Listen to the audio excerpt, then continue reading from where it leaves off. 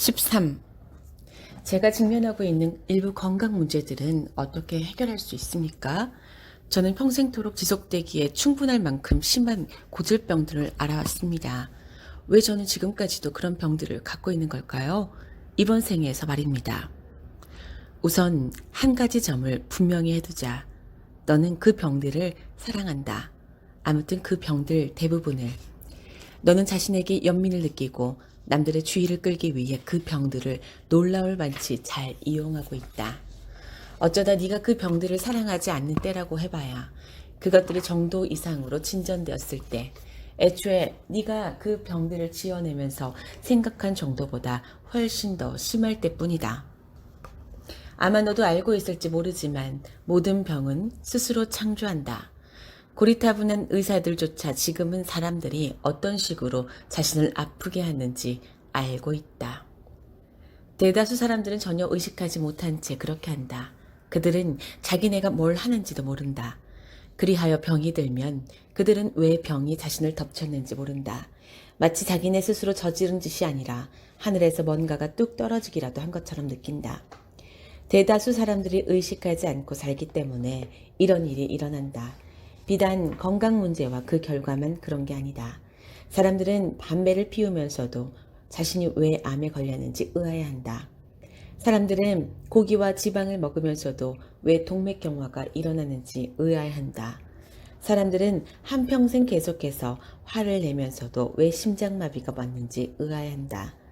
사람들은 엄청난 스트레스를 받아가며 무자비하게 남들과 경쟁하면서도 자신에게 왜 뇌일혈이 일어나는지 의아해한다. 대부분의 사람들이 자신을 죽음으로 몰아갈 만큼 걱정하며 살지만 이것은 그리 뚜렷하게 드러나지 않는다. 걱정은 마음의 활동 중에서 미움 다음 가는 나쁜 것으로 거의 최악이라 해도 좋을 만큼 자신을 심하게 파멸시키는 형태이다. 걱정은 일정한 초점 없이 정신 에너지를 쓸데없이 허비하게 만든다. 그것은 또 몸에 해를 주는 생화학 반응들을 창조하여 소화불량에서 관상동맥 폐쇄까지 온갖 병들을 일으킨다. 걱정을 그만두면 건강은 이내 좋아질 것이다. 걱정은 마음이 자신과 나의 연관성을 이해하지 못할 때 보여주는 마음의 행동이다. 미움은 가장 위험스런 정신 상태이다. 그것은 몸에 독을 퍼뜨려 사실상 돌이킬 수 없는 결과를 빚어낸다. 두려움은 너희의 모든 것에 맞서는 대립물이다. 따라서 그것은 너희의 정신 건강과 육체 건강에 대립하는 결과를 낳는다. 두려움은 걱정이 증폭된 것이다. 걱정과 미움, 두려움은 그 파생물들인 불안, 애달픔, 성마름, 탐욕, 불친절, 심판하기, 비난 따위와 함께 어느 것이나 몸세포들을 공격한다. 이런 조건에서 건강한 몸을 갖기란 불가능하다. 자만심, 방종, 욕심 같은 것들은 앞의 것들보다 다소 덜하긴 하지만 그래도 역시 신체의 질병이나 불편을 가져온다. 모든 병은 무엇보다 먼저 정신에서 창조된다. 어떻게 그럴 수 있죠? 남한테서 없는 것들은요. 예를 들면 감기라든지 그리고 에이즈 같은 건요. 너희 삶에서 생각하지도 않았는데 어떤 일이 일어나는 경우는 절대 없다. 생각은 자석처럼 결과를 너희에게 끌어다 준다. 때로는 생각이 명료하지 않아서 나는 고약한 병에 걸릴 거야 라는 식의 확실한 원인 제공자로 나타나지 않을 수도 있다. 생각은 그보다 훨씬 더 미묘한 형태로 나타날 수 있다. 그리고 대체로 그렇다. 예를 들면 나는 살 가치가 없는 놈이야. 내 인생은 늘 엉망이야. 나는 실패한 인간이야. 신이 나를 벌하실 거야. 사는 것이 지겹고 신물이 나. 생각은 대단히 미묘하면서도 엄청나게 강력한 에너지 형태다. 말은 그보다 덜 미묘하지만 더 짙은 에너지 형태고 행동은 셋 중에서 가장 짙은 에너지 형태이다. 행동은 둔중한 물질 형태와 둔중한 움직임 속의 에너지이다. 너희가 나는 패배자야 같은 부정적인 개념을 생각하고 말하고 행동할 때 너희는 엄청나게 강한 창조 에너지를 움직이고 있는 것이다. 이럴 때 너희가 감기에 걸린다 해도 별로 놀랄 일이 아니다. 감기에 걸리는 정도는 아마 가장 약소한 결과일 것이다. 부정적인 결과의 생각들이 일단 물질 형태를 띠고 나면 그 결과들을 뒤집기는 대단히 어렵다. 불가능하지는 않지만 대단히 어렵다. 그것을 뒤집으려면 최고의 믿음이라는 행동이 필요하다. 우주의 긍정적인 힘에 대한 남다른 믿음이 있어야 한다. 너희가 이 힘을 신이라 부르든 여신 혹은 부동의 동인, 원동력, 최초 원인 혹은 그 밖에 어떤 딴 이름으로 부르든 상관없이 말이다. 치유자들이 바로 이런 믿음을 지닌 사람들이다. 이것은 절대 암에 전달되는 믿음이다. 치유자들은 너희가 바로 지금 이 순간 전체적이고 완벽하고 완전한 존재들임을 알고 있다. 이 암도 생각이다. 아주 강력한 힘을 지닌 생각이다. 그런 암은 산도 옮길 만한 힘을 갖고 있으니 너희 몸의 분자들은 더 말할 나위도 없다. 치유자들이 종종 아주 멀리 떨어진 곳에서도 치료해 줄 수 있는 건 이 때문이다. 생각은 거리에 구애받지 않는다. 생각은 세상으로 퍼져가며 그 말보다도 더 빨리 우주를 가로지른다. 그저 한 말씀만 하시면 제 하인이 낫겠습니다. 마테오 8장 5절 13절 옮기니 그래서 그 순간 그렇게 되었다. 그의 말이 채 끝나기도 전에 그 백인 대장의 믿음은 그토록 컸다. 그러나 너희의 마음은 모두 문둥병을 앓고 있다. 너희의 마음은 부정적인 생각들에 먹혀버렸다. 그런 생각들 중에는 너희에게 주입된 것들도 일부 있다. 그러나 그중 상당수는 너희 스스로가 지어내거나 불러일으켰다. 그리고 나서 너희는 몇 시간이고 며칠이고 몇 주고 몇 달이고 심지어는 몇 년이고 그런 생각들을 지닌 채 즐긴다. 그리고는 자신이 왜 병들었는지 의아해한다.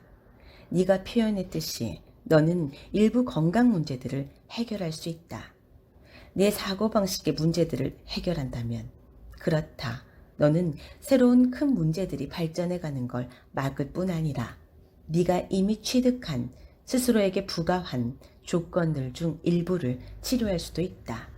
또 새로운 큰 문제들이 일어나는 걸 예방할 수도 있다. 그냥 네 생각을 바꾸기만 하면 된다. 그리고 신에게서 나오는 말치고는 너무 속되게 들려 이런 말은 하기 싫지만 제발 자신을 잘 보살피도록 하라. 너는 자신의 몸을 함부로 굴린다. 몸에 뭔가 이상이 있지 않나 하는 의심이 들기 전까지는 전혀 신경을 쓰지 않는다. 너는 예방 차원의 몸 관리는 사실상 전혀 하지 않는다. 너는 몸보다는 차에 더 신경을 쓴다. 이 말은 전혀 과장이 아니다. 너는 정기검진이나 연례 종합건강진단, 의사가 처방해준 치료법이나 약들을 사용하여 너는 의사가 제안하는 처방대로 따르지도 않으면서 뭐하러 의사를 찾아가 도움을 청하는가? 이 점에 대해 나를 납득시킬 건덕지가 하나라도 있단 말인가? 돌발 사고를 예방하지도 않고 그나마 건성으로 들으는 예약 진료실 사이 기간 동안에는 또 얼마나 심하게 몸을 학대하는가. 운동을 하지 않아 네 몸은 자꾸 늘어지고 있다. 그보다 더 나쁜 건 몸을 사용하지 않아 자꾸 약해진다는 것이다. 또 너는 몸에 영양분을 제대로 공급해주지 않아 몸을 더 쇠약하게 만들고 있다. 거기다 너는 온갖 독소와 독극물들, 음식으로 가장 고약한 물질들로 몸을 채운다. 그런데도 몸은 그 경이로운 엔진은 여전히 너를 위해 달리고 있다. 그런 맹폭격에도 불구하고 그것은 여전히 칙칙폭폭 용감하게 달려가고 있다. 끔찍한 일이다. 네가 자기 몸더러 이런 악조건들 속에서 살아남으라고 요구하는 것도 끔찍한 일이고 그러나 너는 거의 혹은 전혀 아무 조치도 취하지 않을 것이다. 너는 이 부분을 잃고 후회스럽다는 듯 고개를 끄덕이겠지만 그래놓고는 곧장 몸을 함부로 굴리는 예전 습관으로 돌아갈 것이다. 왜 그런지 아는가? 왜 그러냐고 묻기가 겁나는군요. 내게는 살려는 의지가 없기 때문이다. 가혹한 기소장처럼 들리는군요. 난 가혹하게 굴 마음도 기소할 마음도 없다. 가혹하다는 말은 상대적인 용어, 즉 네가 그 이야기에 대해 내린 판단이다. 또 기소는 죄를 암시하고 죄는 나쁜 짓이란 뜻을 담고 있다. 그러나 여기에는 어떤 나쁜 짓도 들어있지 않다. 따라서 죄도 기소장도 끼어들 여지가 없다. 나는 단지 진실을 말했을 뿐이다. 진실한 말들이 다 그렇듯이 그 말에는 너를 일깨우는 효과가 있다. 어떤 사람들은 깨어나는 걸 좋아하지 않는다. 대체로 그렇다. 대부분의 사람들은 오히려 잠자고 싶어 한다. 이 세상이 이런 상태가 된 건 이 세상이 자면서 걷는 사람들로 가득 차 있기 때문이다. 내가 이야기한 것이 사실이 아닌 것 같은가? 내게는 살려는 의지가 없다. 적어도 지금까지는 그랬다. 물론 네가 이제 막 마음을 바꿨습니다 라고 말한다면 예 앞으로의 행동에 대한 내 애언을 재고해 볼 여지는 있다. 내 애언이 이전 체험에서 나왔다는 건 나도 알고 있으니까. 또한 그 말에는 너를 깨우려는 뜻도 들어있다. 이따금 어떤 사람이 너무 깊이 잠들어 있을 때 좀 잡아 흔드는 게 필요하니까. 과거에 나는 네가 살려는 의지가 거의 없음을 보았다. 지금 네가 그 사실을 부인할 수도 있다. 그러나 이런 경우에는 말보다 행동이 더 확실하게 말해주는 법이다. 너처럼 20년 동안 하루에 한 갑씩 피워댄 사람은 말할 것도 없고 한 번이라도 담배를 피운 적이 있는 사람은 살려는 의지가 없는 사람이다. 너는 자신이 몸에게 무슨 짓을 하든 전혀 개의치 않는다. 하지만 전 벌써 10년도 더 전에 담배를 끊었는데요. 20년 동안 몸을 잔뜩 혹사하고 나서야 끊었지. 그리고 한 번이라도 자기 몸속에 술을 들이붓는 사람은 살려는 의지가 거의 없는 사람이다. 저는 아주 적당한 정도로만 마십니다. 그 몸은 술을 마시라고 만들어진 게 아니었다. 그리고 술은 정신을 해친다. 하지만 예수도 술을 마셨는데요. 그는 결혼식에 가서 물을 포도주로 바꿨다고요. 그래, 누가 예수가 완전하다고 말하던가? 오, 맙소사. 말해봐. 나한테 짜증이 나지? 신에게 짜증을 내다니요. 천만에요. 그렇지 않습니다. 제 말뜻은요. 그게 어느 정도는 그냥 단순화일 수도 있다는 거죠. 그렇지 않습니까? 하지만 제 생각엔 우리가 이 문제를 좀 더 멀리까지 가져다 볼 수도 있을 것 같습니다. 저희 아버님은 저한테 뭐든지 적당히 하라고 가르치셨죠. 술에 관한 문제에서 저는 이 가르침을 따랐습니다. 적당히만 혹사당한 몸은 좀 더 쉽게 회복될 수 있다. 그러므로 내 아버지의 가르침은 나름대로 일리가 있다. 그렇지만 나는 애초에 내 주장을 고수할 것이다. 그 몸은 술을 마시라고 만들어진 게 아니었다. 하지만 알코올 성분이 든 약들도 있는데요. 너희가 약이라 부르는 것에 대해서 내가 어찌할 수는 없다. 그러나 나는 내 주장을 고수할 것이다. 당신은 정말 엄격한 분이로군요. 그렇지 않습니까? 보아라. 진실은 진실이다. 누군가가 약간의 술은 해롭지 않다고 말하고 지금 네가 그러하듯이 너희가 사는 대로의 삶의 맥락 속에 그 주장을 놓는다면 나로서는 그런 주장에 동의하지 않을 수 없다. 그러나 그렇다고 해서 내가 말한 진실이 달라지는 건 아니다. 단지 너희가 그 진실을 무시하는 걸 허용해 주는 것일 뿐. 하지만 이걸 생각해봐라. 사람의 몸은 대체로 적으면 50살, 많으면 80살 정도에서 완전히 소모된다. 일부는 그보다 더 오래 버티긴 하지만 그 수는 그리 많지 않다. 또 일부는 그보다 더 빨리 기능을 멈추기도 하지만 그 수는 그리 많지 않다. 여기에 동의하느냐? 네, 물론입니다. 좋다. 이렇게 해서 우리는 논의를 위한 좋은 출발점을 마련한 셈이다. 그런데 좀 전에 내가 약간의 술은 해롭지 않다는 주장에 동의한다고 했을 때 나는 지금 너희가 사는 대로의 삶의 문맥 속에 그 주장을 놓는다면 이란 조건을 덧붙였다. 너도 알다시피 너희 인간들은 지금 사는 식의 삶에 만족하는 듯 하다. 하지만 네가 이걸 알며 놀라겠지만 너희의 삶은 완전히 다른 방식으로 살도록 되어 있었다. 그리고 너희의 몸은 지금보다 훨씬 더 오래 지탱하게끔 설계되었다.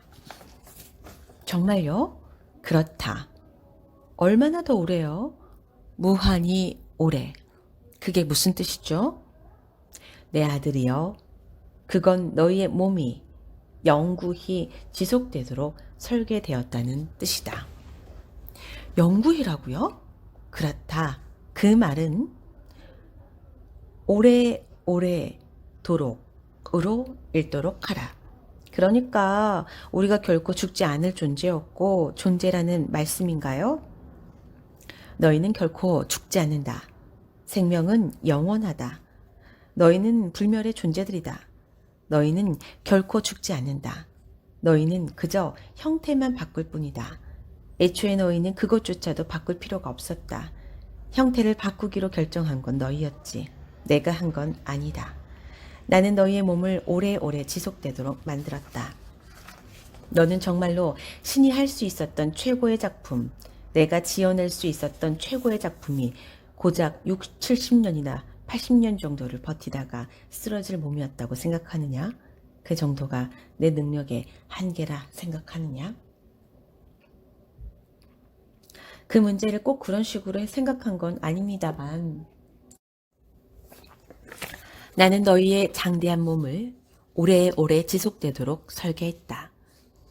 최초의 인간들은 사실상 고통도 없고 오늘날 너희가 죽음이라 부르는 것에 대한 두려움도 모르는 몸으로 살았다. 너희는 종교신화에서 이런 유형의 최초의 인간들을 아담과 이브라고 불러 그들에 관한 단편적 기억을 상징화하고 있다. 물론 실제로는 단 2사람만이 아니라 더 많은 수였지만 내가 이 책에서 거듭 설명해 왔다시피 애초에 상대계의 물질인 몸에 몸을 하고 얻은 체험을 통해 너희 자신을 참된 자신으로 인식할 기회를 갖겠다는 발상은 멋진 너희 영혼들에게서 나왔다. 이 관념은 측정할 수 없을 만큼 빠르게 움직이는 모든 진동, 사고 형태의 속도를 늦추어 소위 몸이라는 물질까지 포함하여 물질들을 만들어내는 것으로 실현되었다. 생명은 오늘날 너희가 수십억 년이라 부르는 눈 깜짝할 찰나의 순간에 일련의 단계를 거쳐 진화했다. 그리고 그 성스러운 찰나 동안에 너희는 생명의 물인 바다에서 나와 육지로 들어섰고 이어 오늘날 너희가 지니고 있는 형상을 갖추었다. 그럼 진화론자들이 옳군요. 나는 너희가 모든 걸 꼭 옳고 그른 걸로 구분하려는 걸 볼 때마다 여간 재미있지 않다. 너희의 그 관행은 늘 나를 즐겁게 해준다. 너희는 물질과 너희 자신을 정의하는 데 도움이 되고자 그런 꼬리표들을 지어낸 것이 바로 너희 자신임을 전혀 깨닫지 못한다. 너희는 너희 가운데 가장 뛰어난 사람들을 제외하고 어떤 것이 옳은 것이자 그른 것일 수 있다는 사실을 오로지 상대계에서만 사물들은 옳은 것 아니며 그른 것이 된다는 사실을 전혀 깨닫지 못한다. 시간이 아닌 절대계에서는 모든 사물이 하나같이 모든 것이 된다. 그 세계에는 남성도 여성도 전도 후도 빠름도 느림도 여기도 저기도 위도 아래도 왼쪽도 오른쪽도 오름도 그름도 없다. 너희의 우주 비행사들은 이것을 직접 느꼈다. 애초에 그들은 자기네가 외계로 가기 위해 위로 발사되고 있다고 생각했으나 막상 외계에 이르고 보니 자신들은 지구를 올려다보고 있었다. 아니, 그랬었나? 어쩌면 지구를 내려다보고 있었는지도 모른다. 그런데 태양은 어디에 있지? 위? 아래? 아니, 저기? 왼쪽에? 그리하여 이제 갑자기 모든 것이 위아래가 아니라 옆에 자리 잡고 있었다. 그리하여 모든 개념 규정들은 사라져버렸다. 내 세계, 아니 우리 세계, 우리의 참된 영역에서도 사정은 마찬가지다. 모든 개념 규정들이 사라져버려 명확한 용어들로 이 영역에 관해 이야기하는 것조차 어려워진다. 종교는 말로 표현할 수 없는 걸 말하고자 한다. 그래서 종교는 그 일을 그다지 잘 해내지 못한다. 아니 내 아들이여, 진화론자들의 주장은 옳지 않다. 나는 눈 깜짝할 사이에 창조론자들이 말한 꼭 그대로 성스러운 한순간에 이 모든 걸 창조했다. 그리고 그 모든 건 진화론자들이 주장하는 꼭 그대로 소위 수십억 년이라는 장구한 세월이 소요된 진화의 과정을 통해 나타났다. 그 양쪽 다가 옳다. 우주 비행사들이 발견한 것처럼 그 모든 건 너희가 그것들을 어떻게 보느냐에 달려있다. 그러나 진짜 문제는 성스러운 한순간과 수십억 년의 차이는 무엇인가이다. 너희는 삶의 몇몇 문제들은 그 신비가 너무 엄청나서 너희조차도 도저히 풀 수 없다는 사실에 순순히 동의할 수 있는가? 어째서 그 신비들을 신성한 것으로 여기지 않는가? 어째서 신성한 것들을 신성한 것들로 받아들이면서 그냥 가만히 내버려 두지 않는가? 우리 모두가 좀처럼 만족할 줄 모르는 삶에 대한 욕구를 가지고 있어서 그런 것 같습니다. 하지만 너희는 이미 알고 있다. 내가 이미 얘기해줬다. 그런데 너희는 진리를 알고 싶어하는 게 아니라 자신이 이해하는 식대로의 진리를 알고 싶어한다. 이것이 너희의 자각을 가로막는 최대의 장애다. 너희는 이미 진리를 알고 있다고 생각한다. 너희는 진리가 어떤 건지 이미 이해하고 있다고 생각한다. 그리하여 너희는 보고 듣고 읽은 것들 가운데 자신의 이해틀과 부합되는 것들은 모두 받아들이고 그렇지 않은 것들은 모두 배척한다. 그리고 나서 너희는 이렇게 하는 걸 배움이라 부른다. 너희는 이걸 가르침에 마음을 연 것이라고 말한다. 아, 너희가 자기식 진리를 제외한 모든 것에 마음을 닫고 있는 한 너희는 결코 가르침에 마음을 열 수 없다. 그러므로 어떤 이들은 바로 이 책을 신에 대한 모독, 악마의 작품이라 부를 것이다. 그러나 들을 귀를 가진 사람들은 귀 기울여 들어라. 내가 너희에게 말하노니 너희는 죽게 되어 있는 존재들이 아니었다. 너희의 물질 형상은 너희가 마음으로 창조해낸 현실을 체험하고 너희가 창조해낸 자아를 영혼으로 인식할 수 있게 해주는 더없이 훌륭한 이기이자 경이로운 도구이며 영광스러운 매개체로서 창조되었다. 영혼은 고안하고 마음은 창조하고 몸은 체험한다.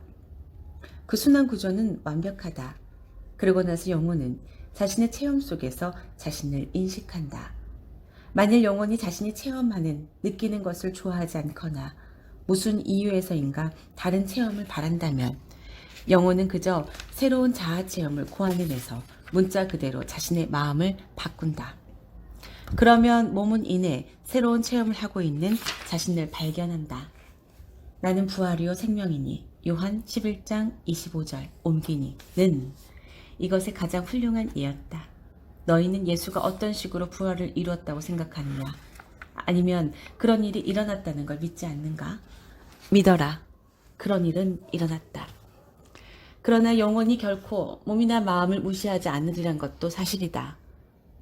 나는 너희를 삼위일체의 존재로 만들었다. 너희는 내 형상대로 내 닮은 꼴로 만들어진 삼위일체의 존재다. 자아의 세 측면들은 결코 불평등한 관계가 아니다.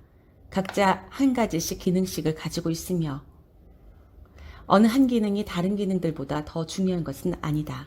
또 실제로 어느 한 기능이 다른 것들보다 먼저 작동하지도 않는다. 세 가지 기능들은 한치의 차이도 없이 동등한 방식으로 연관되어 있다. 고안, 창조, 체험. 너희는 고안한 것을 창조하고 창조한 것을 체험하며 체험한 것을 생각해낸다.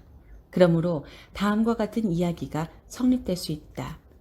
만일 너희의 몸이 뭔가를 예컨대 넉넉함을 체험할 수 있다면 너희는 곧 자신의 영혼 속에서 그것에 대한 느낌을 갖게 될 것이고 너희의 영혼은 자신을 새로운 방식으로 즉 넉넉하다고 그려볼 것이며 그리하여 너희의 마음에 그에 대한 새로운 생각을 제공해 준다. 그 새로운 생각은 더 많은 체험을 가져오고 몸은 새로운 현실을 계속되는 존재 상태로 받아들이고 살기 시작한다. 너희의 몸과 마음과 영혼은 하나이다. 이 점에서 너희는 내 소우주, 신성한 전체이고 성스러운 일체이며 총체이자 실체이다. 이제 너희는 어떻게 해서 내가 모든 것의 시작이자 끝이며 알파와 오메가인지 알고 있다. 이제 나는 너희에게 궁극의 수수께끼, 즉 너희와 나의 정확하고 참된 관계를 설명해 주겠노라. 너희는 내 몸이다. 너희의 몸이 너희의 마음과 영혼에 속해 있듯이 너희는 내 마음과 내 영혼에 속해 있다. 그러므로 내가 체험하는 모든 건 바로 너희를 통해서 체험하는 것이다. 너희의 몸과 마음이 영혼과 하나이듯이 내 몸과 마음과 영혼 역시 하나이다. 그러므로 이런 신비를 이해한 많은 사람들 중에 나사렛 예수가 아버지와 나는 하나입니다. 고 말했을 때 그는 불변의 진리를 말한 것이다. 이제 나는 너희에게 얘기해 줄 것이다. 언제고 너희가 은밀히 알게 돼 이보다 더 엄청난 진실들이 존재한다는 걸. 왜냐하면 너희가 바로 내 몸일 때 나는 또 다른 존재의 몸이기 때문이다. 당신이 신이 아니란 말씀이신가요? 아니, 나는 신이다. 나는 지금 너희가 이해하는 식대로의 신이며 지금 너희가 이해하는 식대로의 여신이다. 나는 지금 너희가 알고 체험하는 모든 것의 고안자여 창조자이며 너희는 내 자식들이다. 내가 다른 존재의 자식이듯이. 신에게도 신이 있다는 말씀을 하시려는 건가요? 나는 궁극의 진실에 대한 너희의 이해가 너희가 생각하는 것보다 훨씬 더 협소하고 진리는 너희가 상상할 수 있는 것보다 훨씬 더 협소하지 않다는 걸 말하고 있다. 나는 너희에게 무한과 무한한 사랑을 일별하게 정말 눈꽃만큼 획기 볼 수 있게 해주고 있는 것이다. 그 이상의 기회를 줘봤자 너희의 현실에서는 그것을 받아들일 수 없을 것이다. 아니 너희는 이 작은 기회조차 거의 받아들일 수 없을 것이다. 잠깐만요. 제가 여기서 신과 이야기하고 있는 게 진짜가 아니란 뜻인가요? 이미 네게 얘기한 대로 만일 너희 자신이 자기 몸의 창조자이자 주인인데도 불구하고 신을 자신의 창조주요 주인으로 여긴다면 나는 너희가 이해하는 의미에서의 신이다. 그래서 네가 나와 이야기하고 있다는 건 맞는 얘기다. 이 대화는 아주 근사했다. 그렇지 않는가? 근사하든 근사하지 않든 간에 저는 제가 진짜 신 중의 신과 이야기하고 있다고 생각했습니다. 당신도 아시다시피 가장 높은 존재, 최고 우두머리하고 말입니다. 너는 그러고 있다. 내 말을 믿어라. 너는 그러고 있다. 그런데 당신은 이런 계층 구조 속에서 당신 위에 또 누군가가 있다고 말했지 않습니까? 우리는 지금 불가능한 일을 하려 하고 있다. 즉 말할 수 없는 걸 말하려는 불가능한 일을. 내가 말했다시피 종교가 하려는 일이 바로 이런 것이다. 자, 이 얘기를 요약할 수 있는 무슨 방법이 있나 알아보기로 하자. 항상은 너희가 알고 있는 것보다 훨씬 더 긴 시간이다. 영원은 항상보다 더 긴 시간이다. 신은 너희의 상상을 넘어서는 존재이고 상상은 신을 능가하는 것이다. 신은 너희가 상상력이라 부르는 에너지다. 신은 창조다. 신은 첫 번째 생각이며 마지막 체험이다. 그리고 신은 사이에 있는 모든 것이다. 너는 고성능 현미경을 들여다보거나 분자의 활동에 관한 그림과 영화를 보고서 맙소사, 저 밑에 완전한 우주가 존재하는군. 이 우주에게는 지금 이걸 들여다보는 내가 꼭 신처럼 느껴지겠지? 라고 말한 적이 있는가? 너는 과거에 이런 말을 하거나 이런 종류의 체험을 한 적이 있는가? 그럼요. 좀이라도 생각이 있는 사람이라면 누구나 다 그런 적이 있을 겁니다. 그렇겠지. 그랬을 때 너는 내가 여기서 네게 보여주는 것을 너 스스로 일별한 셈이다. 그리고 내가 너희 스스로 일별했던 그 진실은 결코 끝이 없다고 말한다면 너는 어떻게 하겠는가? 설명해 주십시오. 청컨대 제발 설명해 주십시오. 네가 상상할 수 있는 우주의 가장 작은 부분을 예로 들어보자. 아주 작고 작은 물질 입자를 상상해 보라. 네. 이제 그것을 반으로 갈라라. 네. 그럼 무엇이 남는가? 그보다 더 작은 두 개의 반쪽들요. 맞다. 그럼 그것들을 반으로 갈라라. 이제 무엇이 남는가? 네 개의 더 작은 반쪽들이요. 그래, 그럼 다시 갈라라. 그리고 또다시 무엇이 남지? 더 작은 밀입자들이요. 그래, 그 과정은 언제 끝날까? 물질이 더 이상 존재하지 않게 하려면 얼마나 많이 갈라야 할까? 잘 모르겠습니다. 그런 일은 결코 일어나지 않을 것 같은데요. 물질을 완전히 없앨 수는 없다는 뜻인가? 네가 할 수 있는 전부는 그것의 형상을 바꾸는 것에 불과한가? 그런 것 같습니다.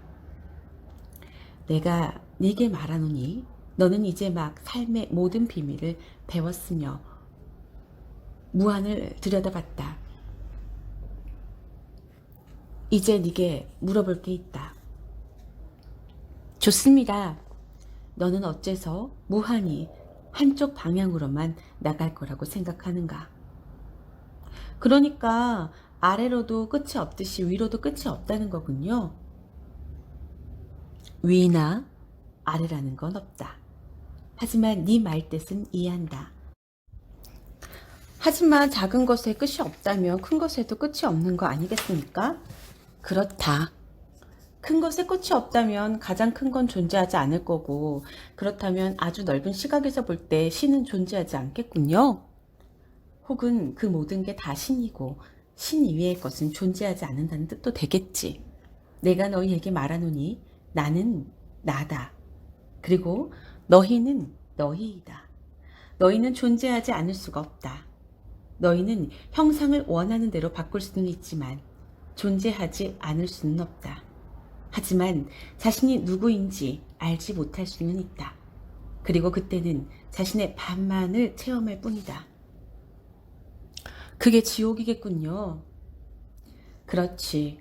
그러나 너희가 지옥행을 선고받는 일 같은 건 없다. 영원히 지옥으로 추방되는 일 같은 것도 없고, 너희가 지옥에서 벗어나려면, 즉 알지 못함에서 벗어나려면 그저 다시 알기만 하면 된다. 너희가 이 일을 할 수 있는 방법이나 공간들, 차원들은 많다. 너희가 지금 그런 차원들 중 하나 속에 존재한다. 너희의 이해 방식에 따르면 그것은 3차원이라 한다. 그럼 더 많은 차원들이 있나요? 내 왕국에는 많은 집들이 있다고 하지 않았는가? 사실이 그렇지 않다면 나는 너희에게 그렇게 말하지 않았으리라. 그럼 지옥은 정말 없는 거군요.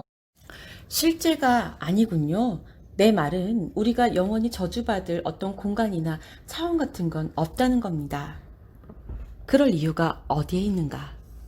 그러나 너희는 항상 자신의 알에 따라 규정되고 한정된다. 너희, 아니 우리는 자신을 창조하는 존재들이기 때문이다. 너희는 자신이 알지 못하는 존재가 될 수는 없다. 너희에게 이런 삶이 주어진 이유가 바로 여기에 있다. 즉, 자신의 체험 속에서 자신을 알도록 하기 위해. 그럴 때 너희는 참된 자신으로서 자신을 떠올릴 수 있으며 체험 속에서 그런 자신을 창조할 수 있다. 그렇다고 해서 그 원은 다시 완성된다. 크기만 좀 더 큰 원이. 그렇게 해서 너희는 끊임없는 성장 과정 속에 있다. 혹은 내가 이 책 곳곳에서 표현했듯이 되어가는 과정 속에 있거나 너희가 될 수 있는 것에는 아무런 한계도 없다. 감히 말씀드려도 될지 모르겠는데 그러니까 제가 신이 될 수도 있다는 말씀인가요? 바로 당신처럼? 너는 어떻게 생각하느냐? 전 모르겠습니다. 네가 알기 전까지는 알 수가 없다. 그 삼각형, 곧 영혼, 마음, 몬. 고안 창조, 체험의 삼위일체를 기억하라. 너희의 상징화를 이용해서 다음의 사실을 새겨두어라. 성신은 영감이고 고안이다. 성부는 부모고 창조다. 성자는 자식이고 체험이다. 성자는 성신이 고안한 아버지의 생각이 창조한 것을 체험한다. 앞으로 언젠가 네가 자신을 신으로 생각할 날이 올 것 같은가? 제 마음에 아무 거칠 것이 없을 때요. 좋다. 너는 이미 신이라고 말했기에 네가 그저 그것을 알지 못할 뿐이다. 내가 얘기하지 않았던가? 너희는 신이라고.